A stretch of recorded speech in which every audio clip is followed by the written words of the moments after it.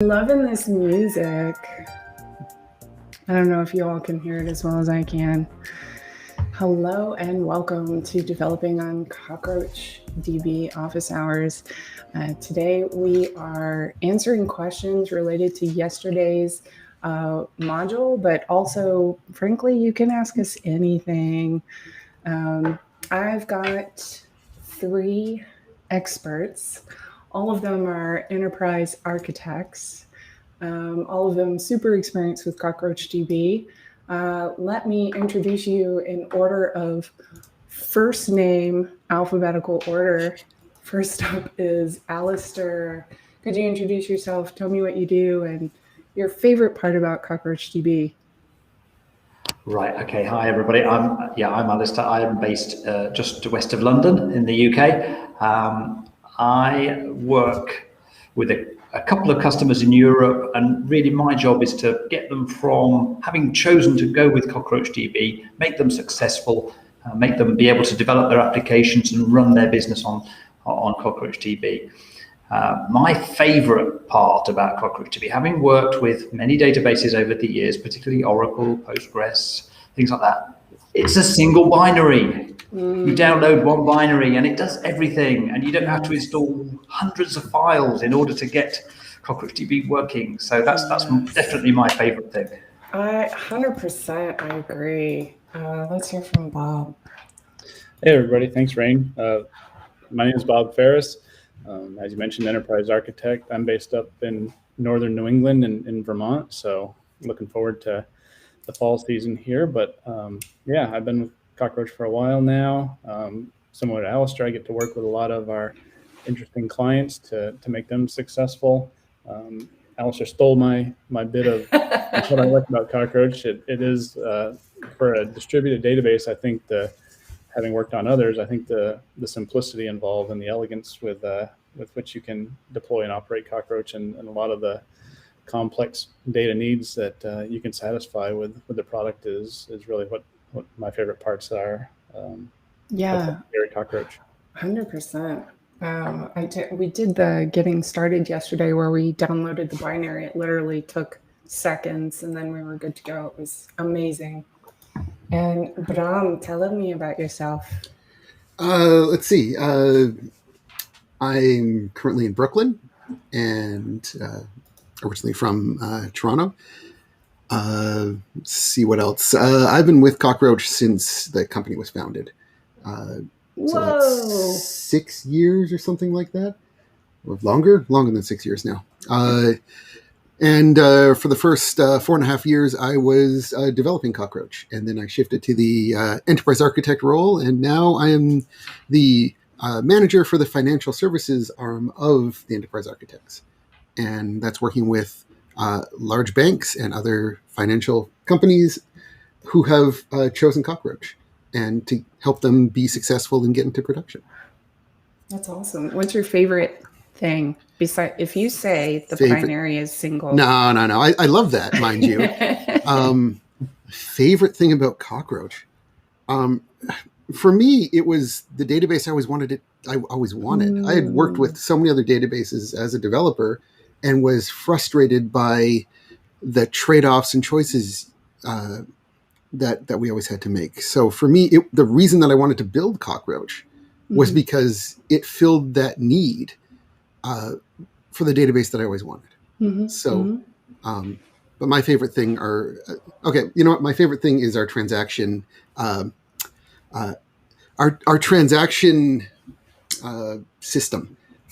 I love what we've done with it. I think it's really, really great. The way you can have a database that is consistent, that spans the globe. You can still have these full ACID transactions that, like, the algorithms involved just make me very happy. I like really hard problems. And that's a very hard one to solve. It and is. We've done it elegantly. And I think for me, tackling that is just great. Same. I totally love that as well. And myself, I am Rayne Leander. I am a developer advocate here at Cockroach Labs. I just started So I'm often the student as well as the host of this office hours, as well as yesterday's module, learning new things, asking the questions, figuring things out. I'm originally a Python developer. When we were backstage, I forget who asked, but somebody said, "What's your favorite programming language?" And I immediately said Python. Or what's the best programming language? And I immediately said Python. I my actual response is more along the lines of, well, it depends on what you want to do. So we're basically today, shout out to Adrian, who, yes, hello. I can tell that not only Adrian has posted, but also his corgi puppy, Atticus. It's good to see you too, Atticus.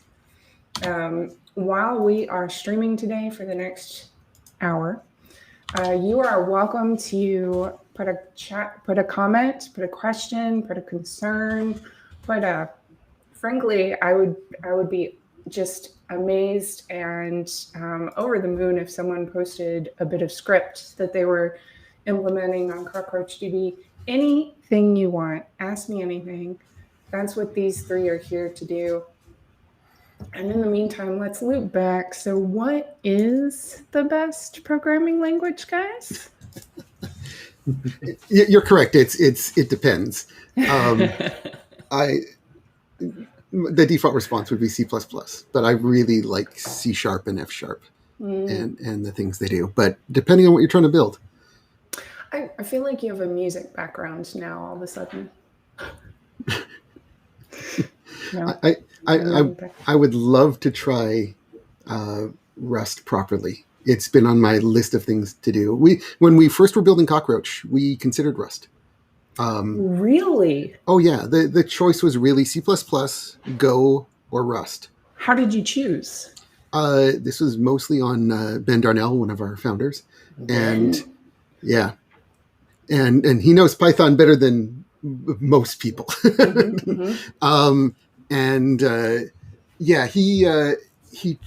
Rust was just too young. It was not ready, and he tried to build. The story he told me was that he tried to build Raft. This is the consensus protocol that underlies everything we do, and he tried to build that in Rust, and at the time, it was just not possible. Yeah. It was breaking all the paradigms,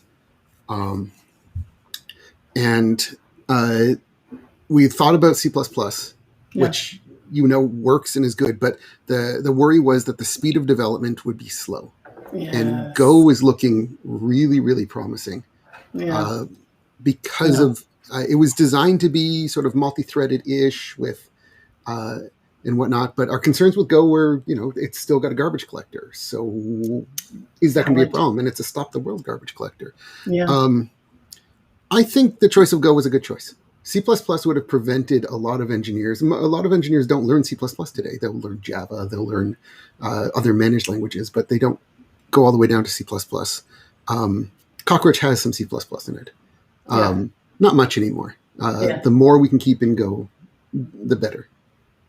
Absolutely. We've got a great question from Ian88. When I bring a comment up, all of a sudden I can't see their names anymore. So it tells you like how well I've read the name as to whether or not I get the last half of it correctly. But your short-term memory, yeah. Yeah, exactly.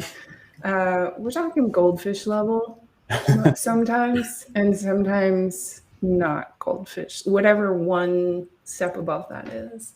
Ian wants to know what the skill set is for using Cockroach Labs, front end, back end, both. That's interesting because we had this conversation before we came on air, didn't we? And we said, we said Python, we said Go, we said what our personal preferences are, but what we write Cockroach in is a different matter from how people are going to consume Cockroach and how they're going to develop against it. And a lot of the work I do, my customers work with Java and they work with Hibernate and they work with Spring Boot. And that seems to be a very common development framework that we see, writing microservices, accessing databases, particularly Cockroach. In my world, it may be different other enterprise architects in Cockroach Labs may see other things, but I need to be sympathetic to their needs. So I'm not going to go and learn Go, because I've got other people to look at the insides of Cockroach if it goes wrong and needs improving. I'm going to help my customers. 100%. Yeah. So it really, it's kind of, in my experience, my 2-month experience, unlike LampStack, where you didn't have to use Linux, Apache, MySQL, PHP. There was you could switch the PHP out a bit, but you had to use Apache. You had to use Linux back in the day. I'm aging myself a little bit, late 90s. You had to use Linux, and MySQL was pretty much the only choice, unless you were hacking something. Is there a specific stack that is really great for CockroachDB, or is it open to any of the front end and back end hooks and whatnot? So I don't know if this is what IN88 was asking. Can we get them to clarify? Yeah, definitely. If they mean to work at Cockroach or on Cockroach, exactly. So on how to use Cockroach. Two different things. So the skill set used in the actual company, Cockroach Labs, tends to be towards Go, in that most of the database is written in Go. I definitely have seen engineers with other skill sets to support that as well. And then also, but then to interface with the database is a different skill set. Ian clarified. Awesome. Wonderful. He actually wants to know what to work at Cockroach Labs. So to be clear, the language is not important. Yeah. For a developer role, I've done many interviews. It's being able to spin algorithms. It's all about, can you get the algorithms and the data structures right on tough problems? And if you know one language, you can learn another language. Yeah. We write most things in Go. There's a bit of C++. There's the front end, which is built into Cockroach, is written in React nice. with JavaScript, but really, whatchamacallit? What's the Node.js? No, not Node. In what's the version of JavaScript that was augmented by Microsoft? TypeScript. And so it's all strongly typed because it makes JavaScript so much better. Especially, I think we should move off programming language for a second and say, well, what is the skill set to work in Cockroach Labs? You've got you don't know. I don't know when I start a day what skills I'm going to need in that day. It could be anything. We could have to adapt in the middle of the day and think, well, now I've got a customer's pivoted me and asked me about, well, how does change feed work into Kafka? 100%. Right. I'll help you with that. Right. You've got to be flexible. 100%. You're ready to have a go. Yes. 100%. I've got a great question from Lisa Marie Amphy. I'm kind of cheating because I know her last name. What are people building? That is a great question. Yeah. What are most users building? Is there a best case? I can answer the last part. It's not a best case, although it is optimized for distributed use. But what do you all think? Yeah, I mean, I think that's a really interesting question. I mean, and you kind of alluded to it. You know, it's not necessary. I mean, to be clear, we're used for a lot of different and varying use cases, and kind of the core underlying things you would be looking for is, Brian mentioned earlier, strict ACID compliance, ACID transactions, applications that need to scale elastically. Being horizontally scalable like Cockroach is a great benefit to meet peak demands and changing workload requirements. And so along those lines, I mean, we're certainly, Brian mentioned he's the manager for our fintech division for customer success. So we see a lot of use cases in financial services. We see a lot in logistics. We see a lot highly consistent, highly concurrent applications within interesting things like the gaming space and Yes. and payment systems and all kinds of things. So it's I don't think there's a to answer your specific question, I don't think there's a best use case, but if it fits into those parameters of needing highly consistent distributed data that's fault tolerant, that can horizontally scale, that's where you really want to take a good look. Yeah, definitely. We're a general use database, and that's how we built it. So if you were building something where you would consider Postgres, MySQL, Oracle, SQL Server, something like that, then we might be a very good fit. And so, it's easier to look at some of the fringe cases and say, well, that's not a good fit, than to say, like, is there a best use case? Yeah, absolutely not. We're just improving on the databases that are already there, and there's trade-offs and everything that comes with that. Yes, love it. We have a follow-up from Ian. Wants to know how important database experience is. Minimal. If you're looking to work at Cockroach, if it depends on the group. If you're looking to be a developer, minimal. If you're looking to be like an enterprise architect, like we are, it would be very beneficial. It probably, having worked on with databases before, is just going to be a key requirement for that. But if you're just looking for straight developer skill set, which is what I think he was aiming for, yes. Database experience is not required. It's all about algorithms, data structures, and being able to spin that code creatively and efficiently. I have a question. Maybe you know this, maybe you don't. What is the developer interview like? Like, do you have a coding homework? Do you whiteboard? Do you just have a discussion?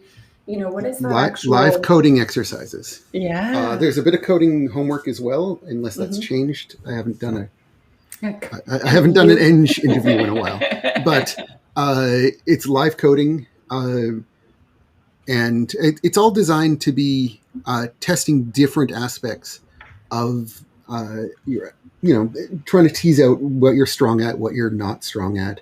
Yeah.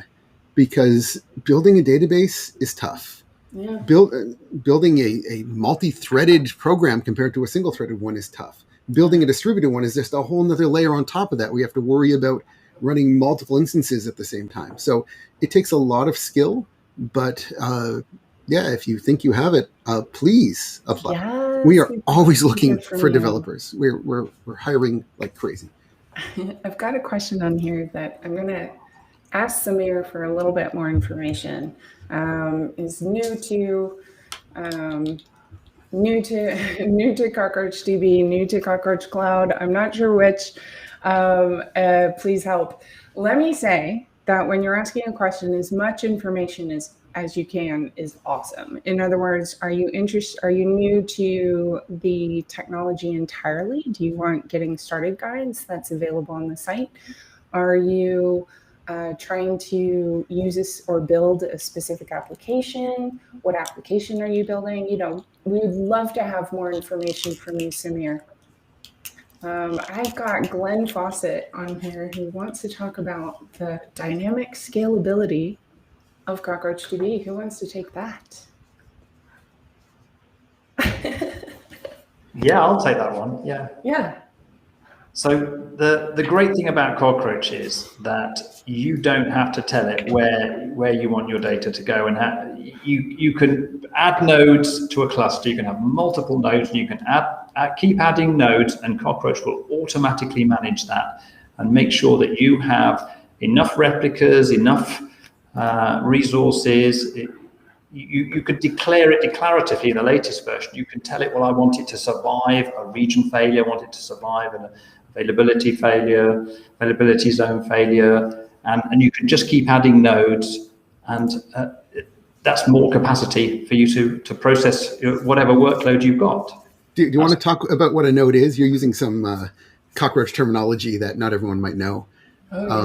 So node and replica. Absolutely. They might not have come to yesterday's high overview on architecture. We kind of want to assume that this office hours could be completely independent from the corresponding module from that week? So basically, Cockroach works by having a number of nodes. They're just an instance of Cockroach. They could be running on a bare metal machine. They could be running in a cloud VM. They could be running in a Kubernetes pod. I saw there was a question there about how we manage Cockroach Cloud, and Cockroach Cloud is all based on Kubernetes when we deploy it internally. And each node, so there are a number of nodes in the cluster, we define where that node is in terms of what might fail together. So if you're in the cloud, a region could fail. If you're in an individual availability zone could fail. So you just tell that node, make sure that node is tagged with where it is, and then we can be more intelligent about putting data onto those nodes. And we keep multiple copies of any particular piece of data so that any particular node dies, we don't care. We've got copies on other nodes that we can rely on. And we use a consensus protocol. As long as we've got a majority of the replicas of any piece of data available, we're able to read and write to it. That's actually, that goes into the next question, which is specifically about testing failures and monitoring health from developers. And Bob, let me hear from you if you're comfortable. No, yeah. So I mean, there's a lot of ways that we can. I mean, we do destructive testing on Cockroach DB as a normal course of our release schedule, and developers can do similar things. I don't know how familiar you are with CockroachDB, but yesterday you got a glimpse of like the database admin UI, and that shows you the health of the individual nodes that make up your cluster. And it's, as we mentioned, it's a single executable running on a VM or running in a Kubernetes pod or running on local hardware. So easy way to test fault tolerance is to kill a node and make sure what Alistair just said, that you still have a quorum of nodes. We're still going to be able to serve your read and write requests, and we will handle that failure gracefully. It's vitally important when you're talking about fault tolerance to take that into account when you design the topology and define the layout of your cluster, so that you don't have too many replicas. Assume you're running at like replication factor of 3. You want to allow Cockroach the ability to distribute the data in an intelligent way, so that you can survive a node failure or an AZ failure, or if you're in a multi-region setup, you can survive a complete region failure. So, when you test fault tolerance, like you said, it's important to the design up front, and then the actual implementation testing can be scripted out and done pretty fairly easily, in my opinion. Yeah, definitely. Ian's got the best questions. Are y'all ready for this? I don't think we're allowed to actually comment on this. Yeah, no, we're not allowed to comment. But I will say, ask me anything. Totally 100%. You're allowed to ask any question. We're allowed to not show them, but also we're allowed to not answer them. This is a great question, Ian. I definitely encourage you to do your own research on this. And that's not for us. Thank you. Adrian has a great question. What needs to be considered if he wants to migrate from Postgres to CockroachDB, considering it's a Postgres wire? Yes, that would be fairly easy. But the feature set isn't completely overlapping. So we do have a page we have a documentation page that covers what we have and what we don't. Mm-hmm. But some of the high level features that we do not have in Cockroach, we don't have stored procedures, and we don't really have a plan of adding them anytime soon. We don't have large data storage yet, and we also don't have large data storage procedures. There's at least one other one that's pretty. Full text search. we'll be adding full text search at some point. I don't know where it is on the roadmap. And large data storage, like large object storage, probably eventually as well, if there's demand for it. But those are the biggies. There's a bunch of other minor features that are not there, and we do a lot of things that Postgres doesn't have. So, and there's a lot of differences, subtle differences that you have to consider. Now, don't forget, Postgres is a great database. We love it. But Cockroach is a distributed database, and the way we store data and the way you have to consider a distributed database, it is a bit of a paradigm shift. Mm-hmm. So when I'm talking to users, it's always, well, what's their background? Are they coming from a distributed database type system, like a NoSQL or something like that? Because then they have to go back and think about SQL and relational databases and best practices, secondary indexes, things like that. To how to speed things up, or if they're coming from a SQL standpoint, it's think about the distributed things that make things a little different.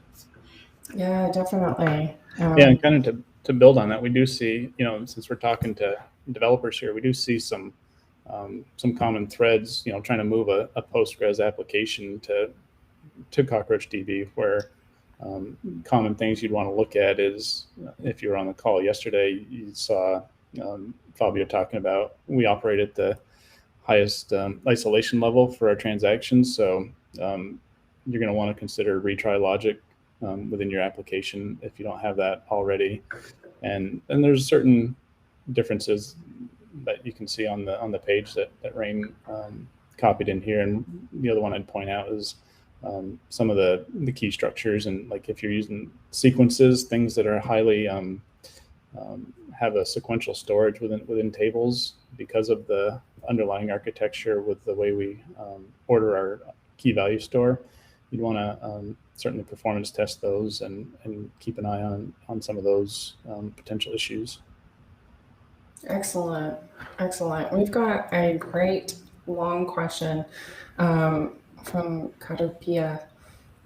Basically, do we have, I know we do our performance testing from the cloud report is open source. Do we have chaos testing, fault tolerance, benchmark performance tests?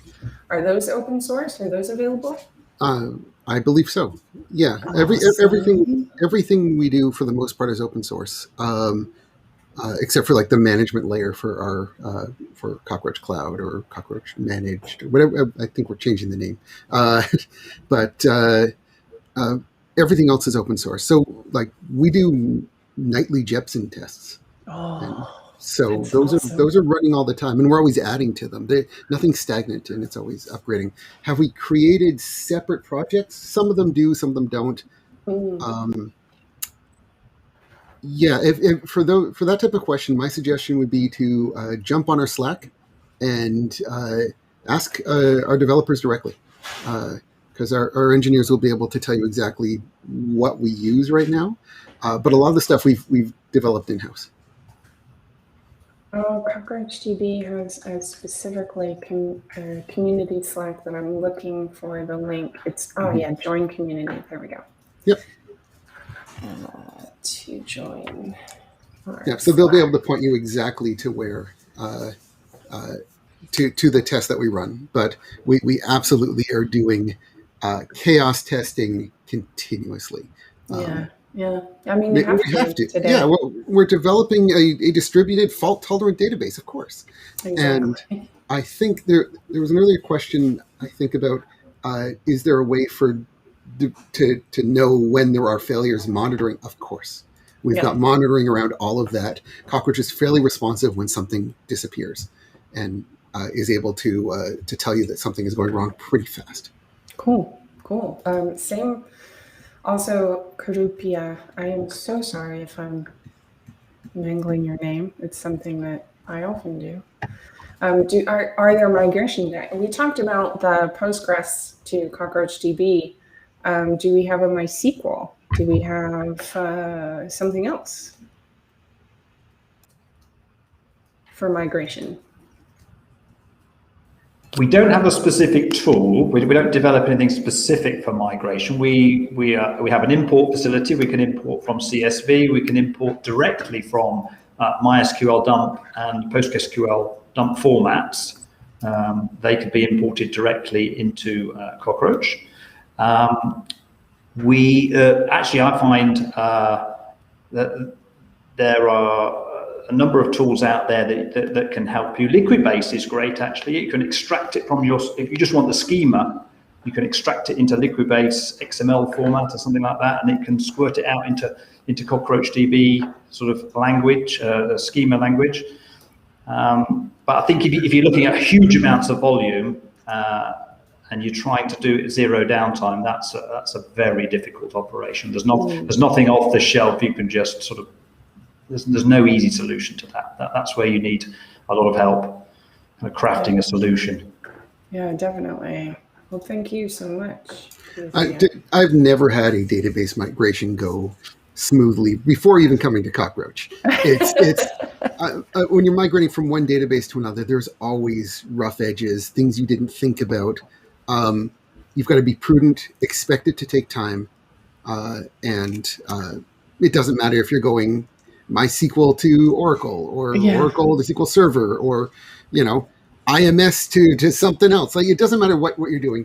There's never an easy solution there. Yeah, my background is operating systems, and it's like I feel like migration. Like anytime you're migrating, even Oregon Trail, East Coast to West Coast migration. It's all gonna be hard. Doug wants to know if we're also doing third-party security testing. Yes. Yes, we do. I don't know if I'm at liberty to say what tools they are. I don't know them off the top of my head. We absolutely do, because Cockroach is being used by large banks. They are going to require this at a minimum. It seems like a basic level of testing, and they also do their own vetting. So yes. So let's say a large bank comes to us. Do we do that security testing as part of our development cycle before the customer even asks for that proof, or do we do that when the customer specifically asks? Does that make sense? Like, is it part of the cycle, or is it a response? Originally we did it as, when the customer has asked for it, we've gone and done it. And we did do some preemptive security screens before. Now we do them as just the course of releasing. Yeah. And to make sure that that we don't have any glaring errors, security errors. Because they're you know what, having your database hijacked, it would be one of the worst possible things to happen. So this is just vital. If we didn't, we would not be, we shouldn't be developing a database if we can't do sort of basic security testing with it. Yeah. I mean, fault tolerance is part of the guarantee feature. Both. Both. Yeah, just to follow up on that real quick. I mean, some of our enterprises, we have our tools that we use to to monitor for security vulnerabilities and that kind of thing. And sometimes some of our financial institutions and larger enterprises that they run their own and they have different versions, and that's part of Bram's and Alistair's and my job is to bring up any CVs that come in and remediate those and pass those on to engineering if need be, or see what action needs to be taken. But so in addition to what we do have customers that run their own security auditing against our product. Yeah, of course. We've also had Cockroach Cloud, our managed service, audited as well for looking for vulnerabilities that way. Because of course. Lisa, it was great to see you, and we'll see you next week. Thank you for coming.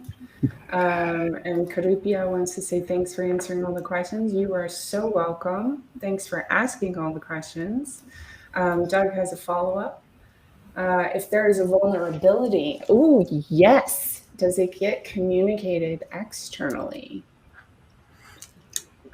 So when we have found security vulnerabilities in the past, we issue patch releases immediately and technical advisories. We consider security vulnerabilities to be the most important there are two categories of bugs or issues in Cockroach that we consider to be the most important. One of them would be security vulnerabilities.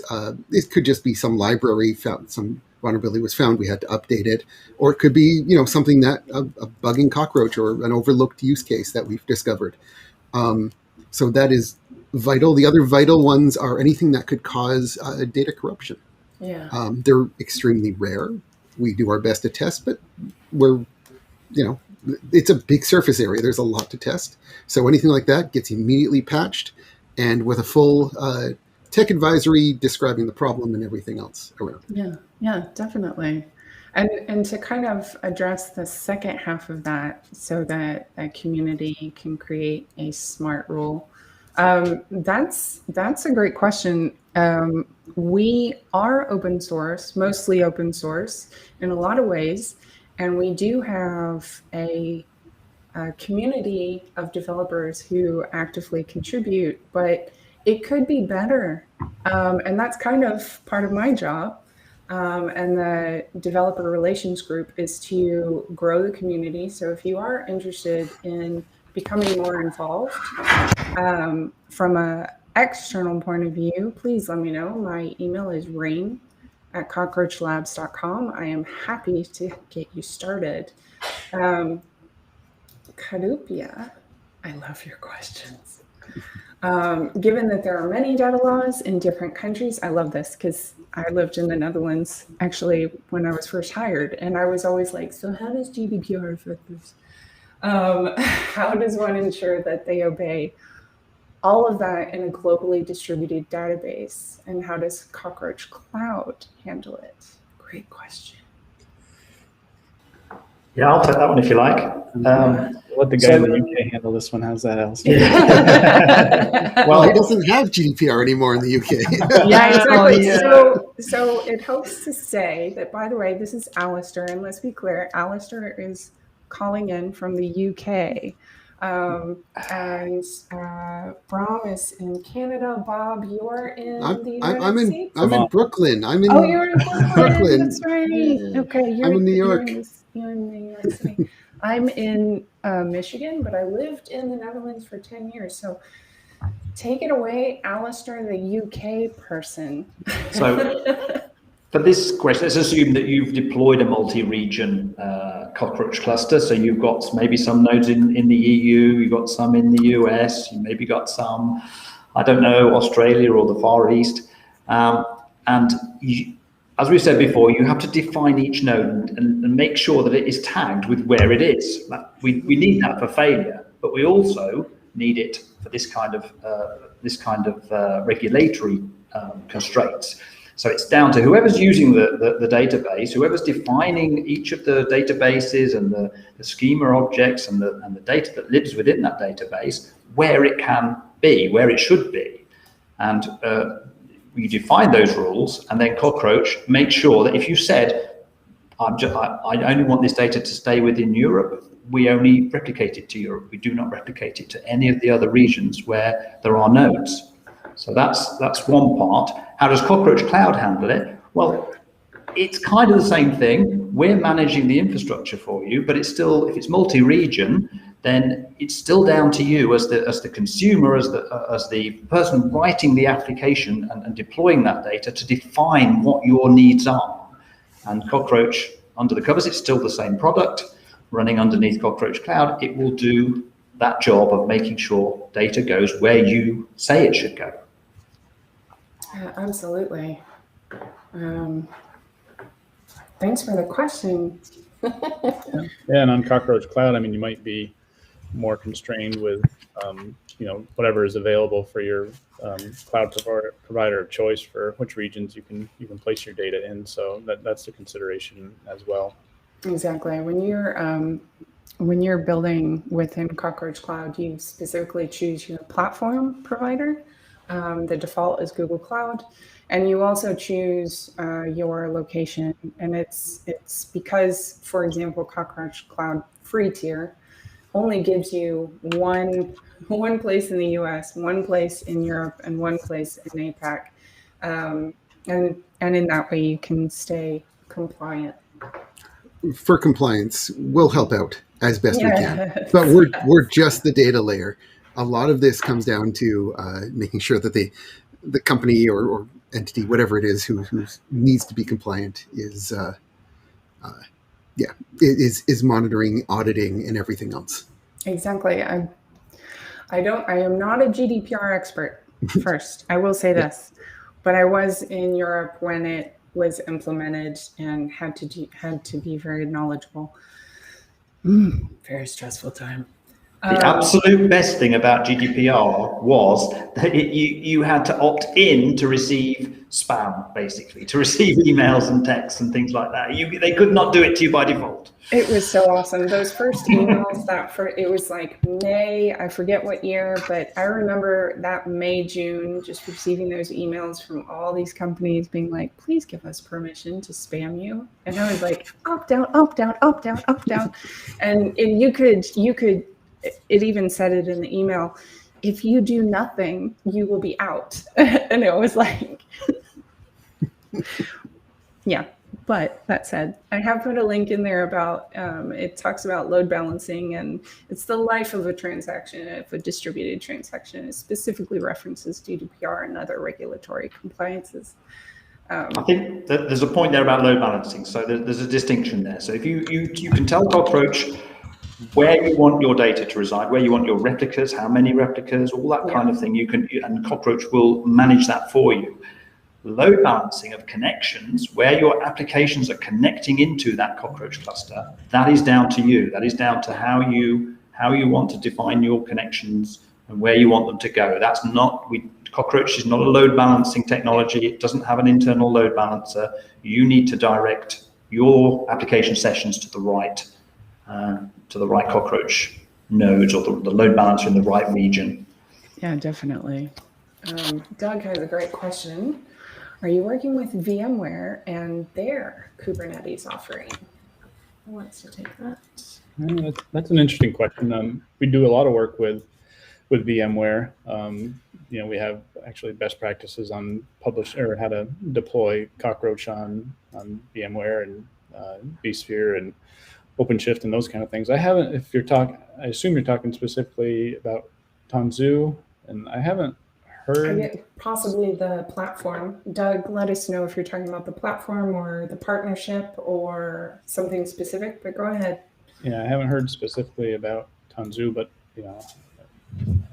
other than that, we do work closely with VMware in the past on several initiatives.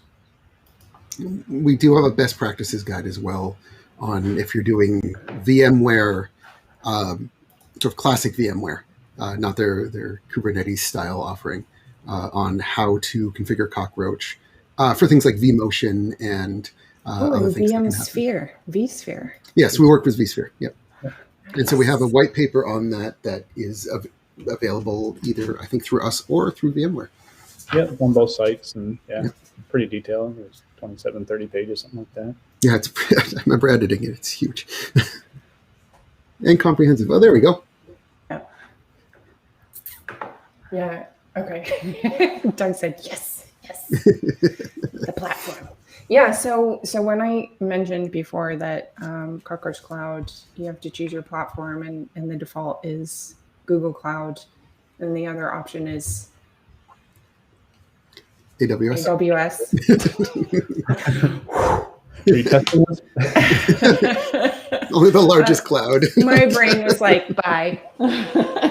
So here's the thing, right? I come from Red Hat. I worked at Red Hat for 11 years. And so anytime like Bob mentioned OpenShift, it's kind of like the equivalent of a squirrel for a dog. I'm like, squirrel?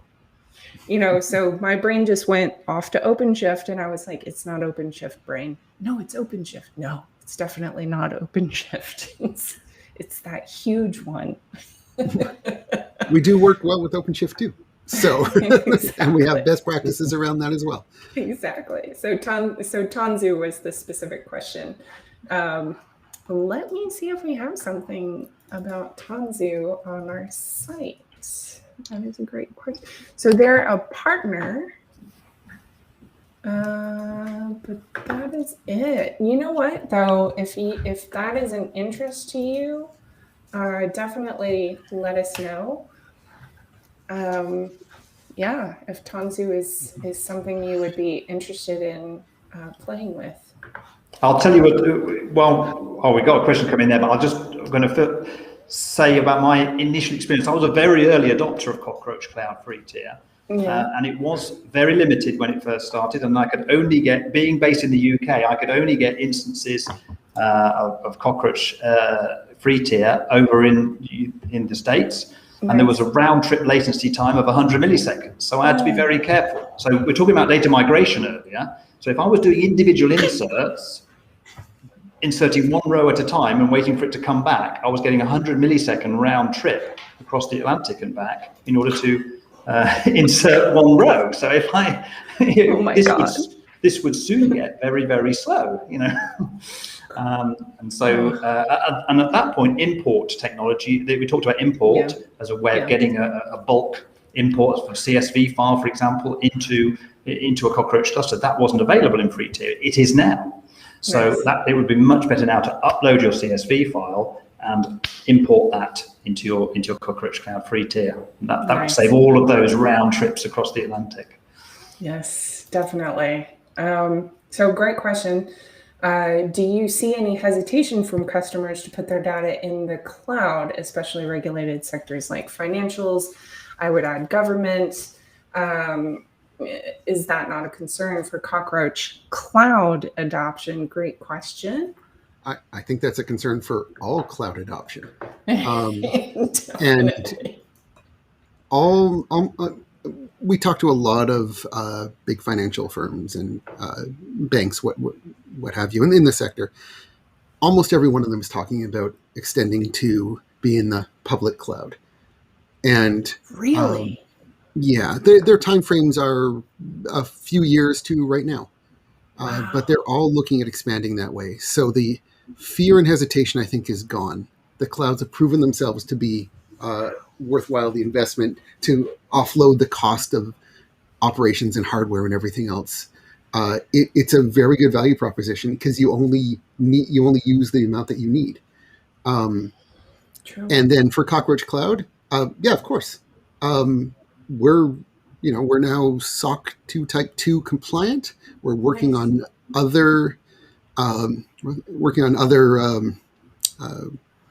what's the sort of general term called? Compliance certifications. Yeah. Certifications. So more coming, and yes, that is, of course, people are hesitant because moving to the cloud is dangerous, and you've got PII that if that data got out would be extremely bad.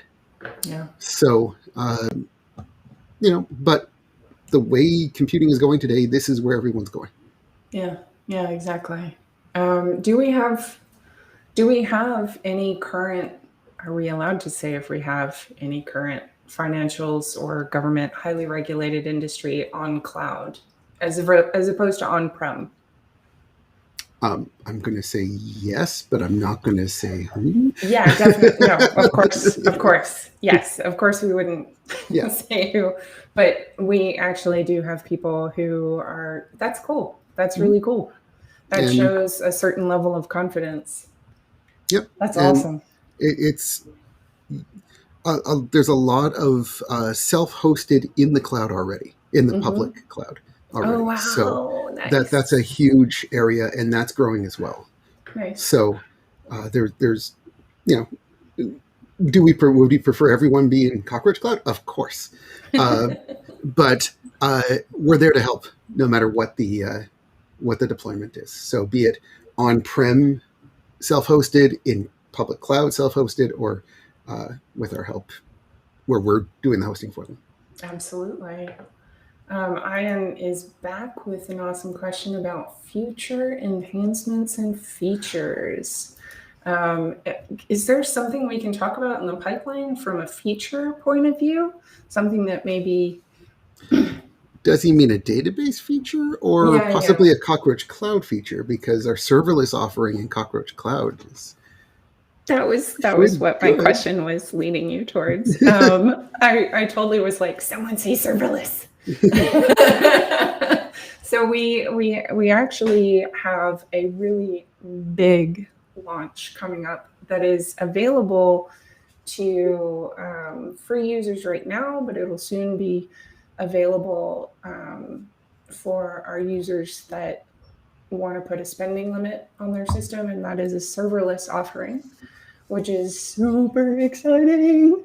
And it basically, it's not, I will say 100% not ready for production. Please don't do that, but definitely ready for play. Would you guys agree with that? Because we're kind of missing the regional migration. It's coming. Yes, but it's coming. Yes. Yeah, I don't know much more than that. I try to stay up to date, but they're moving fast. I'm super excited. I gave a talk just on Tuesday about what is serverless, and the reason why we decided to go kind of generic is because we didn't want that talk to be now announcing our new feature, kind of focus on our product, but a kind of playing with the fact that serverless as a term is kind of not great in the sense that it's used as a noun and it needs to be more of an adjective. It needs to go with serverless compute, serverless framework, serverless databases, serverless network, serverless storage. And it was just defining that exactly. I could have, yes, literally caught it. Exactly. So what we're talking about is serverless databases. So specifically abstracting the database aspect of the application, as opposed to compute, which is, the entire server and not having to worry about operating systems or, frankly, containers. This is talking about the serverless database, and that is what we're betting on. But is there something else? I mean, when I think of serverless, I think of, you're paying for what you're using, and you don't have servers dedicated, sitting in a data center somewhere, just sitting around waiting. I mean, it's on-demand computing, and I think that's the exciting piece for our customers to control costs and add more value to our offerings. Yeah, definitely. I have a longer question. Are there any plans to build out any OLAP capabilities? This is a new word for me. Do you all know what OLAP? Yes. We talked about this actually in our internal all hands meeting in the last week, and it was about, do we try and be, as Cockroach, do we try and be everything to everybody in the data world, in the database world, or do we concentrate on what we do best? And up till this point, and I don't think we're changing any very quickly on this, is that we are concentrating on OLTP, online transaction processing, fast reads and writes, and data, replication and safety and resilience and that kind of thing. We're not moving away from that. Olap, online analytical processing, is a bit more involved, a bit more sort of trawling through your data, trying to get information out of it to save you money or move your business in a different direction. We're not really in that space. You can use this, we will work with larger operations than just individual reads and writes, but we're not a specialist OLAP database. And I think we don't want to dilute ourselves too much and go in lots of different directions and try and be everything to everybody, because then we'll just be the lowest common denominator. Yes. Yeah. So we're specializing, we're focused. Yeah. Now, mind you, we do have distributed computing across a cluster. We do have, it's kind of like MapReduce, but a little bit fancier. So we do this distributed computing, and you can run ad hoc queries against Cockroach to do this type of thing. But if it's something like general reporting and that type of thing, we offer CDC, change data capture, That's right. out to Kafka, to wherever you need it to go, so that you can send it to a specialized Olap system. Yeah, As opposed we've to invested heavily in that OLTP. recently to improve our CDC and change feed capabilities. So it has been an area of focus, and Brandon mentioned earlier, things like full text search and use cases like that are just better designed for a data lake type database. So anyway, sorry, I didn't mean to cut you off, Rayne. No worries, no worries. I was familiar with OLTP as opposed to Olap, so I was like, maybe that's just a mistype, but okay, I've learned something new. And then thank you, Lisa. Shout out to Lisa. Yeah, that was a good experience. I'm giving that talk also at GlueCon and also at OpenShift Commons at KubeCon North America. So if you missed it and the recording is not available online, that's where it'll be.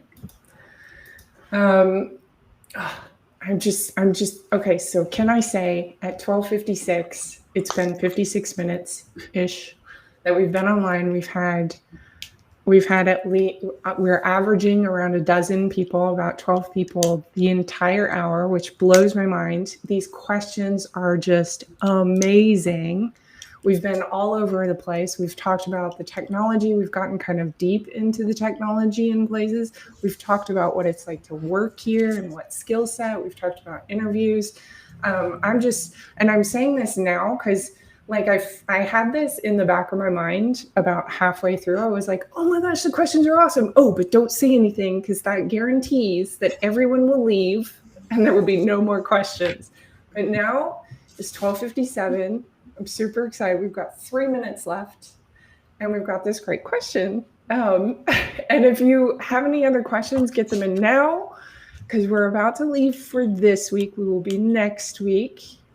Do you see any ways that newer hardware, disk processors, would improve databases, including CockroachDB? Are you already betting on or planning, like ARM, on some big improvements from hardware? This is a great question. For the first part, yes. Yes. Of course. When we're looking at a cluster and trying to figure out a cockroach cluster and saying, okay, why is this slow? Why is this not as fast as it could be? Or where could we speed things up? How do we optimize this further? It's a question of where's it bound? Is it CPU bound? Is it, IOPS bound? What's the thing that's slowing something down here? Is the network not fast enough? There's so many things that it's a distributed database. You have to deal with so many situations. So that's the reason we generate the cloud report, right? So that we can sit there and not only recommend the best price per speed, price per throughput in all the clouds, but also to show how they're improving, because the competition between the clouds is so vital. And so that's really great. Are we looking to add anything, some big hardware improvements? You know what? The one that would help Cockroach the most would be if everyone had something that was a better clock. That would be great. And I think it's just a matter of time till everyone has a Google-like true time equivalent that Cockroach can make use of. It's not vital to Cockroach. It's only during contention where this becomes a problem. Yes. It's not even a problem, but where you have to think about it and you have more retries on larger transactions and whatnot. But are we making big bets? Not really, because hardware is incrementally improving, and as it improves, Cockroach gets faster. Yes. And better, more throughput, whatever measure you want. And you did mention ARM. We've compiled Cockroach for ARM. I don't think we've tested it recently, but that's awesome. 4 years ago, I remember we did a presentation I think it was at MIT, where we were running Cockroach on a collection of Raspberry Pis, and to prove the ability to survive failure, smashed it with a hammer. It was a little bit much, but anyway. So because we wrote it in Go, we can compile it for ARM. Yeah, nice. And as ARM, it's just a matter of time before ARM processors are possibly even the default in cloud. We don't know. Yeah, but Cockroach will run on that, no problem. Well, I wouldn't say no problem now, but we will test it and vet it and make sure that it's there. This is happening. Well, It is the top of the hour. I want to thank my guests, who I believe all three of you at some point are going to come on here and do a module and talk about something within CockroachDB specifically. We're going to have labs. Next week on Wednesday, we are going to play with query optimization. Alistair, you will be here. By the way, I don't know if you knew that, but you are. I volunteered for that, yes. And Jesse Lynn and Steve Hand, we're going to talk about query optimization. It's also a module and a lab. And then after that, we will have office hours just like this again, where you are welcome to ask us about the day before query optimization module, any of the other modules in the series. These are all available on github.com/cockroachlabs/developer success. I should probably make that shorter so it's easier to see. All of the modules are available online. If you would like to work ahead and come to here with your questions, you're welcome to. In the meantime, this has been Developing on CockroachDB Office Hours, AMA, and thank you so much for joining us. Goodbye. Thanks for the great questions. Thank you. Yes.